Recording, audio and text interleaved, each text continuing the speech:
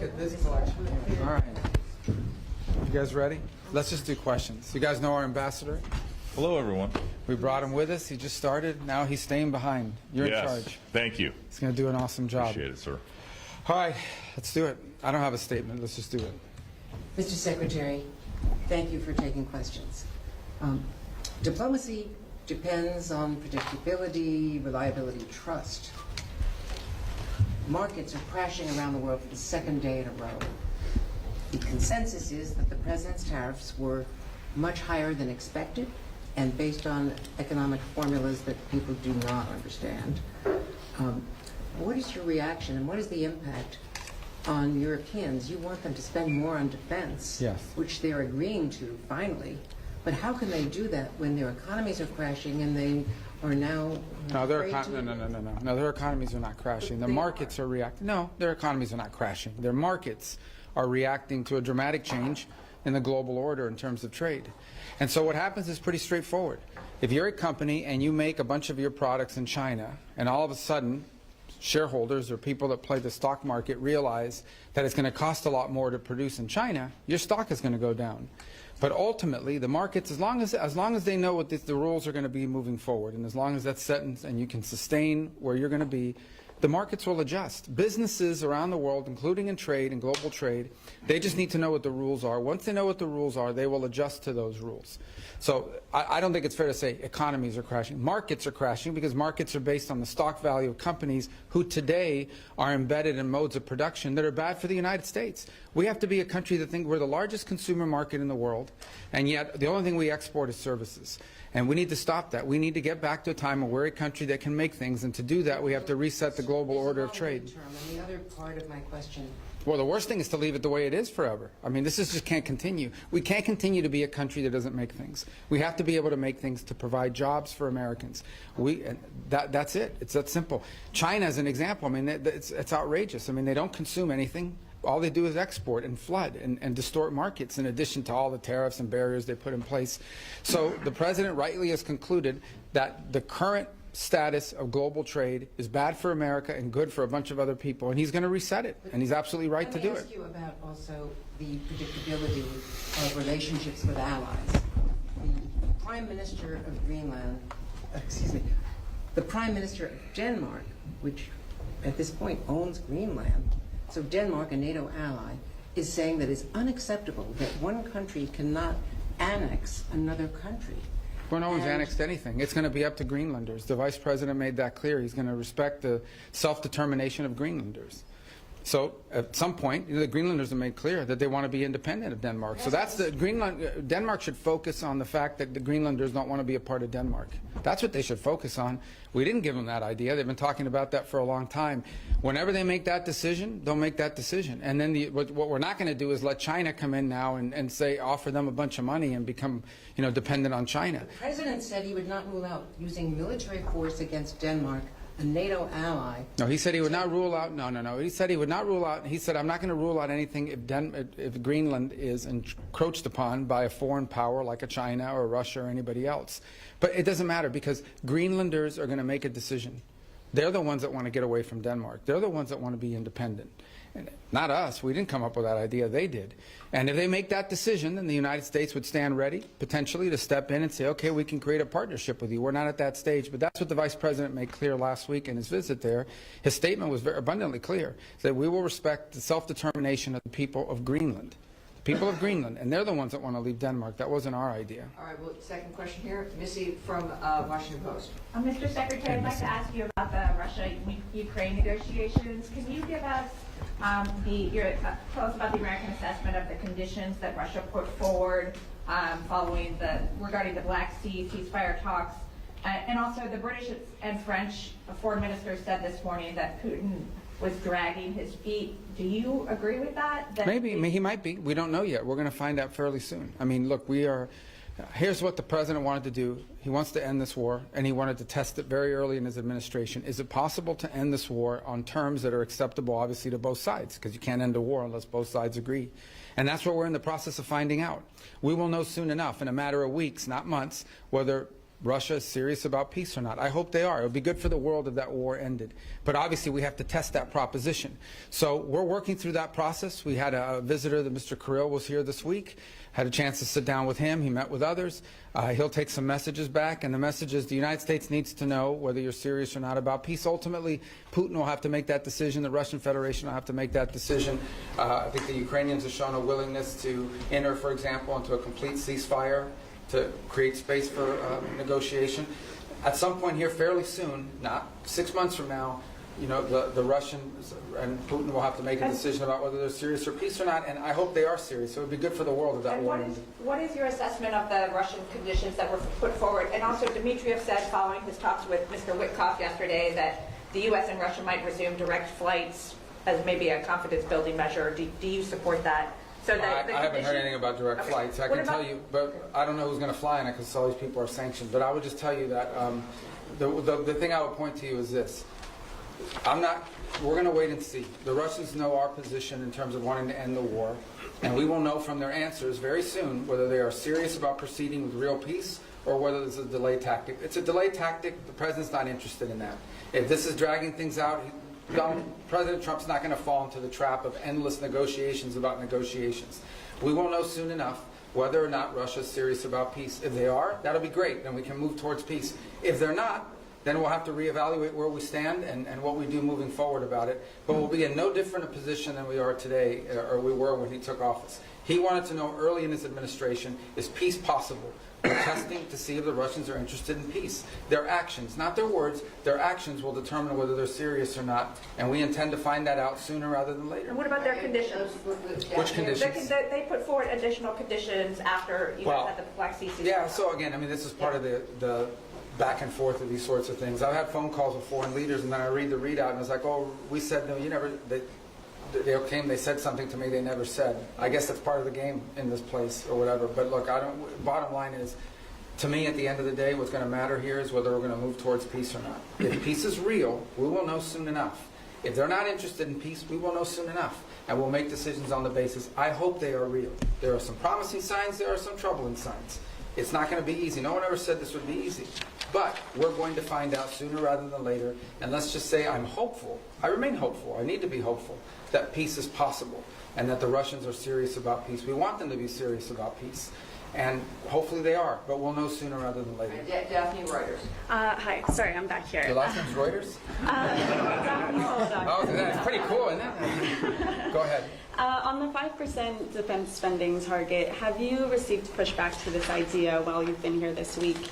And you mentioned yesterday up to 5% was your language. What do you mean by up to 5%? Well, I said up to a path up, getting up to 5% at some point. I'm not saying overnight, but to get to that point. We think that's what NATO allies need to be spending for NATO to face the threats that it itself has identified and articulated. Here's the good news. The good news is everyone generally, with a couple exceptions, are spending more on defense today than they were 3, 4, 5 years ago. That's positive.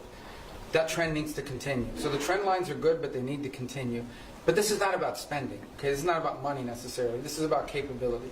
In order for NATO to be stronger, it needs partners that are stronger. Okay, the United States commits a lot to NATO and continues to. We are as involved in NATO today as we have ever been. And we intend to continue to be. But it has to be a real alliance. And that means that our alliance partners have to increase their own capabilities. So hopefully two things have led to that. The first is the war in Ukraine, I think, has woken up a lot of people on the continent about real threats and real war. And the other is, I think, the pressure and the statements of President Trump that have been pretty consistent about increasing their spending. So this whole trajectory of more defense spending began, I believe, back in 2017, 2018, under President Trump's first term. We want that trend to continue. And we're hoping when the leaders meet in The Hague that there'll be further and firmer commitments in that direction. I think it's beneficial to the alliance. The stronger our partners in NATO are, the more capable our partners in NATO are, the stronger NATO is. And everybody should be in favor of that. And sorry, just to follow up, so will you try and get the official target as 5% rather than 2%, and will the U.S. commit to 5%? Sure, we're heading there now. I mean, we're going to have to spend more on national security because we have a global footprint. And that's the point that I think has been made and missed in a lot of places. Okay, the United States has Indo-Pacific alliance obligations as well that we've made. We are currently involved in opening up the Red Sea so that global shipping for everyone, including our European partners, can become possible again. We're engaged in counter-drug and counter-gang interdictions in the Western Hemisphere. There's obviously all sorts of issues going on in different parts of the world, including we're concerned about a resurgence of terrorist cells, whether it's in Africa or in the Middle East. So the U.S. has these global obligations, and we have China that's undergoing the largest, most expansive peacetime military expansion in history.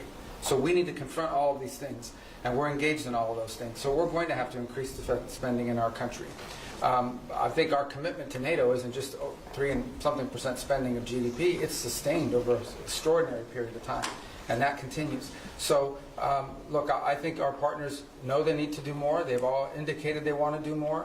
They've begun to do more, and that trend needs to continue. Mr. Secretary, you mentioned that you met with Kirill Dmitriev as well. In order to stop them from dragging their feet and dragging this on, is there anything that you said, perhaps not threats, but is there anything that you said you wanted to see concretely from the Russian side in order to peace? We want to see peace. But specifics in terms of getting to this ceasefire first and then the negotiations later? I mean, peace means you stop shooting at each other. I mean, it's as simplistic as that. Now, obviously, look, there's all kinds of conditions for a final peace, and you have to work with both sides. And I said from the beginning, the only way a war ends in a negotiated settlement. If it's not an unconditional surrender, then it is both sides make concessions.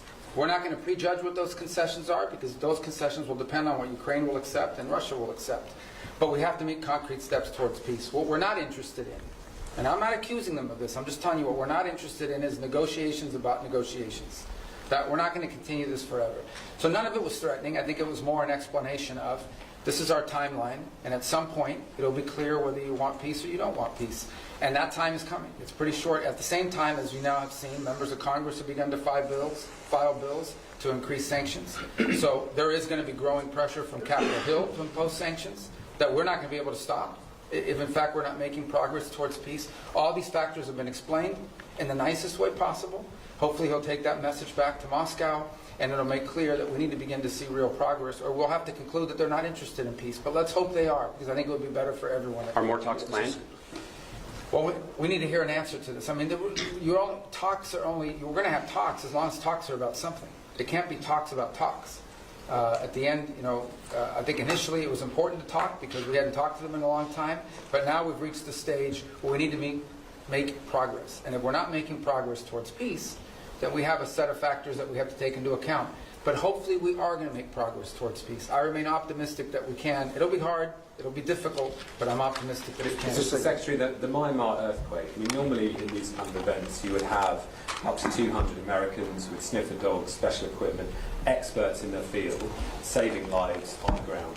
This has not happened because of the dismantling of US... Well, that and the fact that it's run by a military junta that doesn't like us. So it's hard for us to move around in that country. Implies say these events are always non-political. They went into Syria, for example, in the Turkey-Syria earthquake.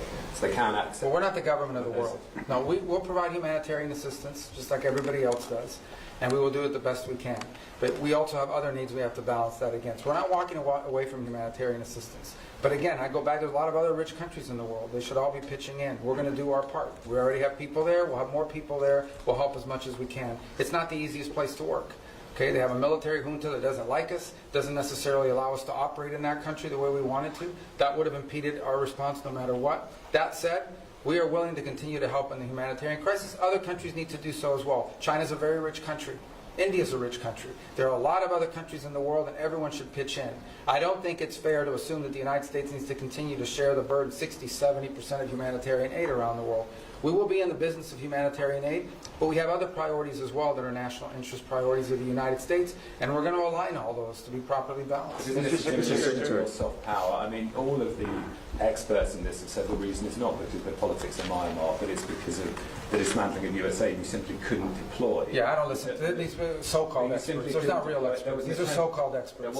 These are people that are part of that NGO industrial complex. No, these are people that make millions and hundreds of millions of dollars in these NGOs all over the world that stand up and they get flooded with U.S. taxpayer money, and then we have to spend $100 million to get $10 million to people. We're not doing that anymore. Okay? We have stopped. We are no longer going to spend $100 million to get $10 million to recipients. We're not going to fund these global NGOs all over the world that are living off of this. We're not doing it. We are prepared to help and work with governments and appropriate NGOs on the ground that are delivering assistance. We will be there and we will be helpful. There are a lot of other rich countries. They should also pitch in and help. And some of them are and some of them are not. But we are going to do our part. We're going to continue to do our part. But it's going to be balanced with all of the other interests we have as a country. We are not a nation. We are the richest country in the world, but our resources are not unlimited. They are not unlimited. And we have a massive national debt, and we have many other priorities as well. And it's time to recalibrate all of that. So we'll be there. We'll be helpful as much as we can. We've got other things we have to take care of as well. But we care deeply about what's happened there. So we wish we had a more cooperative government. Mr. Secretary, the Middle East was part of your discussion here in NATO. Especially, did you find support from members toward your policy of airstrikes and Houthis and your maximum pressure policy toward Iran? Yeah, I mean, on the Houthis, everybody wants to get their ships through the Red Sea. We're the only ones doing anything about it, but everyone wants to, get their ships through there. As I said, we've done the world a great favor by taking on this band of criminals who have, unfortunately, sophisticated weaponry that they can use to, they attacked, 150, 160 merchant vessels. 174 times they've attacked the United States Navy.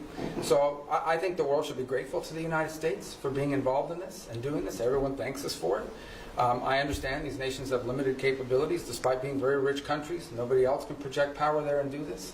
But that said, we think that mission is going to bear fruit, and it's necessary. We can't have a band of criminals controlling that. In the case of Iran, I don't know of any country in the world that's excited about Iran ever having a nuclear weapons capability. Some are more forceful about it than others. We've had talks about that. As you know, the president would like to figure out what's going to happen there. But he's also made it clear that there's not going to be a nuclear-armed Iran. That's not going to happen under his watch. Mr. Secretary, what's your message to foreign citizens who may be afraid to come to the United States because they're concerned about potentially being detained over some minor administrative error, because they might have something on their phone like criticism of the president or of the Israel-Gaza conflict, and they don't want to come into the United States now? No, first of all, those people that have their phones looked at and so forth, and I'll refer you to CBP to go through their processes. But generally, it's people that have been flagged coming in for a reason. I would say that if you're not coming to the United States to join a Hamas protest or to come here and tell us about how right Hamas is, or to tell us about, stir up conflict on our campuses and create riots in our street and vandalize our universities, then you have nothing to worry about. But thousands and thousands of people come into the U.S. every single day to conduct business, to travel, to do all sorts, to visit relatives. It happens every day. It's very commonplace, and nobody has a problem. I mean, if you're coming here to create problems, you're probably going to have a problem, and I think that's a good thing. If you're coming here to create problems, not here in the United States, you're probably going to have a problem. Yeah, but we're not going to continue to be stupid enough to let people into our country who are coming here to tear things up. Not going to happen. Mr. Secretary, have the Russians done anything concrete to make you encouraged that they are truly interested in peace? And when you talk about timeline, I know you're not going to give a specific timeline, but are you talking weeks? Are you talking months? I think we're talking weeks, probably. Yeah. I mean, there's a lot that has to happen here in the next few weeks in order for this to be real. In terms of concrete, I think they've agreed to certain things. I mean, I think there are things they're not striking now that they were before. Obviously, both sides claim that the ceasefire is being violated, as typical of ceasefires like this. But that said, not concrete in terms of are we closer to peace? We're closer to peace simply because we're talking to both sides, but we're not closer to peace because we have a deal on our hands to end this conflict. But we're going to know soon enough. That's my point I make everybody. People come, oh, well, Putin, you can't trust him. It's not about trusting Putin. It's not about trusting anybody. This is about actions. If you're interested in peace, you stop fighting. And you lay out the conditions by which you're willing to end a war. And they have to be reasonable conditions, right? Not crazy stuff. If you're interested in peace, that's what you do. If you're not interested in peace, then you sort of drag it out and you come up with excuses and you pull, and we know that, and we're not going to get pulled into that. But let's hope it doesn't come to that. Let's hope it, let's be optimistic that that's not the direction we're going. We're prepared if it is, but let's hope that we're not heading in the direction of this is just a delay tactic. All right, one more and then we wrap up. Don't you guys want to go home, the ones that can't? Your allies here and also Ukraine, they believe that Russia is actually preparing to launch another campaign, a military campaign, as soon as the winter season ends. Do you have any reason to help out that?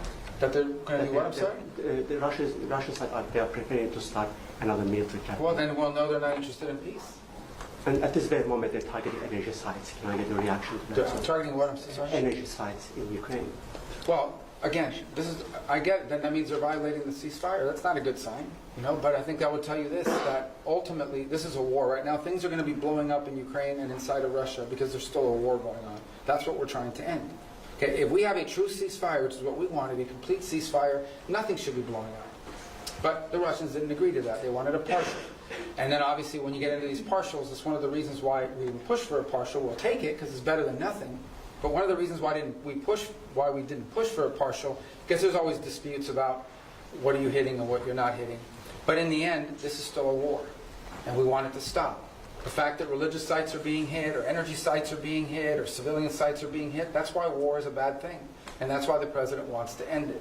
As far as them conducting another campaign, well, then that'll be a very clear sign. Right? If all of a sudden we wake up tomorrow and the Russians are launching a massive offensive, then I think that's a pretty clear sign they're not interested in peace. That hasn't happened yet. Let's hope it doesn't happen. We want to know whether they want to do peace or not. And if they do, then there's a way there, and we're willing to help. If they're not, then it's good to know early, so we can adjust our policies accordingly. All right, everybody. All right. Thank you so much. Thank you, guys. Thank you. Ambassador, are you having fun yet? Thank you, guys. Thank you, everybody. Now, you remember, embargo until the Secretary General and the county order very warm. Yes. It went live.